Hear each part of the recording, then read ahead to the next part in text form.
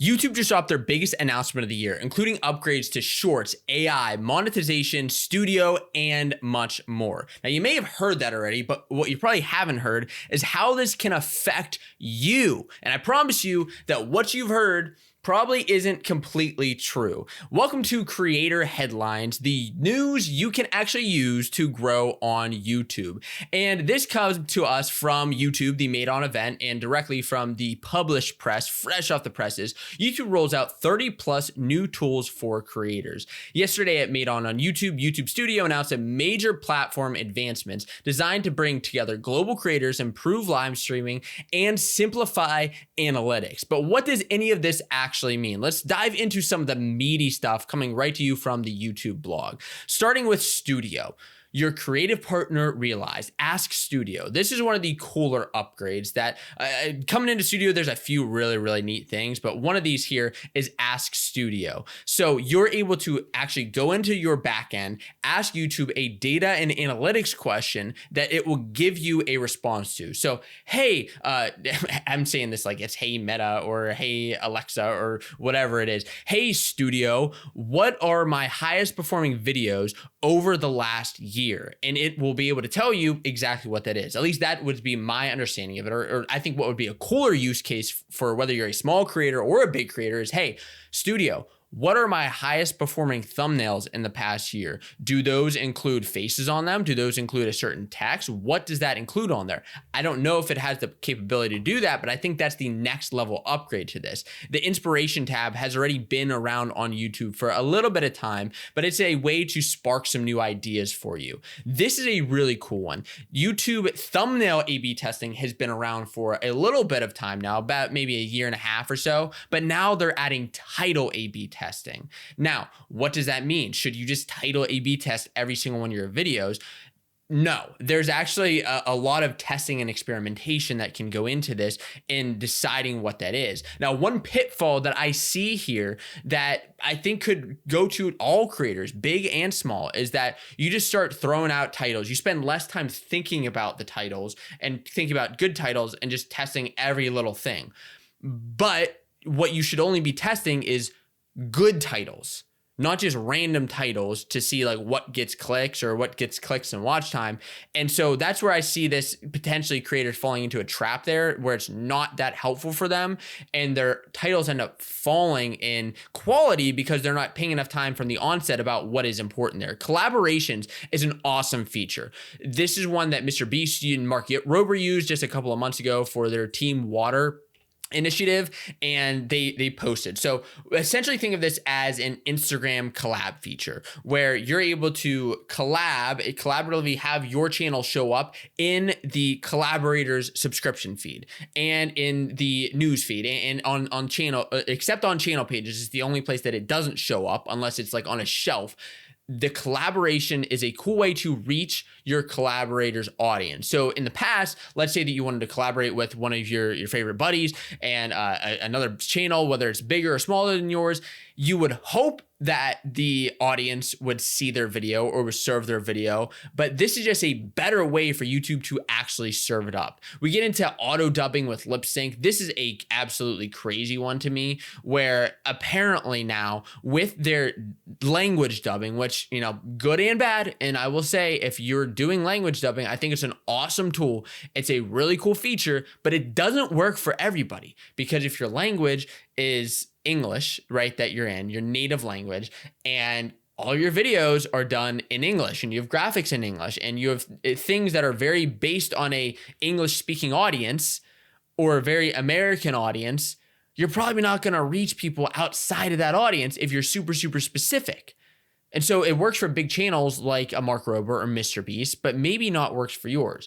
Anyways, with this auto dubbing, what you're going to be able to do is dub in these languages and have your lips sync up to it, which wasn't previously possible. Likeness detection is a cool thing with where you're basically gonna be able to get a better understanding of what other channels out there are using your likeness illegally so that you can actually manage that more. The other thing that this goes into the AI features next.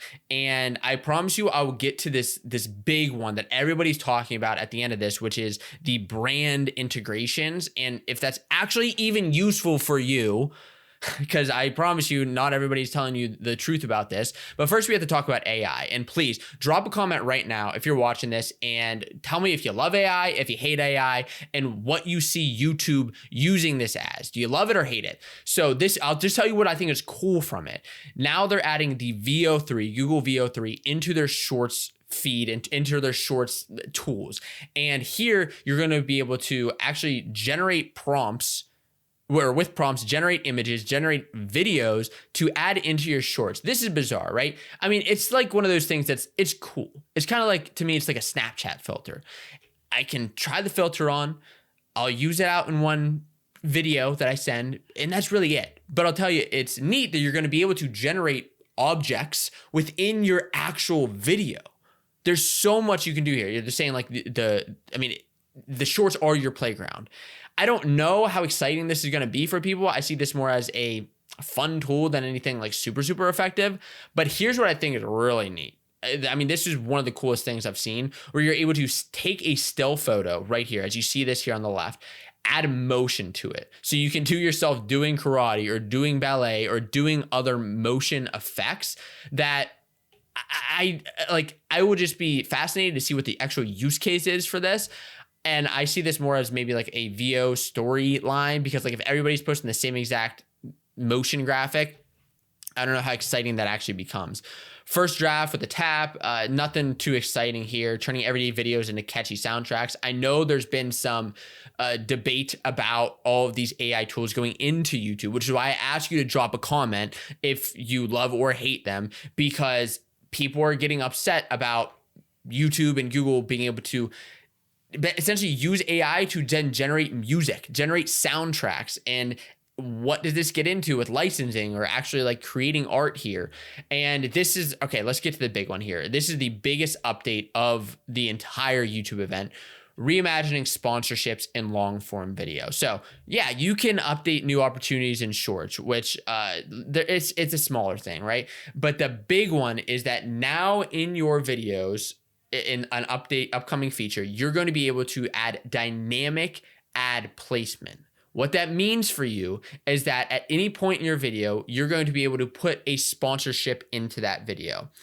And then you're going to be able to remove it or put another sponsor in there. So this is great for big creators who have firms helping them with their contract negotiations, with saying, hey, I know that Mr. Beast talked about this a lot on podcasts a while ago as a feature he was looking forward to. But what he talked about here is that he was like, well, I asked the brands, like, they have a 1-year term. So I'll put the video sponsorship in for 1 year. And then after that, I'll remove it on the studio's back end. Well, now you're going to be able to add another one in. So you can keep selling on a video if it's continuously getting views. That's where nobody's talking about that. Like, this is a cool feature. Okay, cool. But your videos actually have to keep getting views in order for it to make sense. So on a Mr. Beast or a Mark Rober or a Nick DiGiovanni, it makes sense because they're very, very evergreen videos. But on a news channel, it's not going to make sense, because by the next week, that news is old and the dynamic ads mean absolutely nothing. It doesn't matter. You have to create evergreen content. And the other thing that nobody wants to tell you is that for small creators, you're going to have to work even harder in your sponsorship negotiations to say, hey, we only have this 6-month or 1-year term. And these are things that, from my experience, a lot of small creators don't actually have experience doing. If you want some help with that, there's a really cool book from a buddy of mine that wrote it called Sponsor Magnet. I recommend checking it out on Amazon. Very, very interesting. And please, again, let me know what your favorite YouTube feature is. And for the time being, you can check out this video next.